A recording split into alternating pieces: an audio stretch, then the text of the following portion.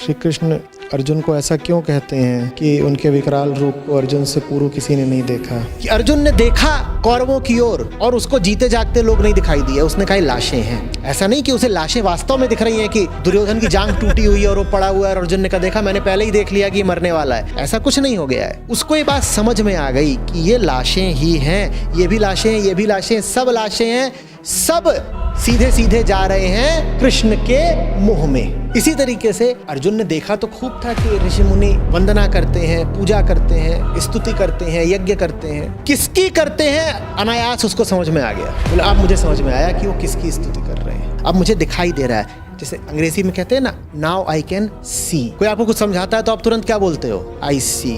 अर्जुन ने वैसे देखा, वो समझ गया, आई सी। यही है दिव्य चक्षु। जब आप बोलो नाउ आई सी।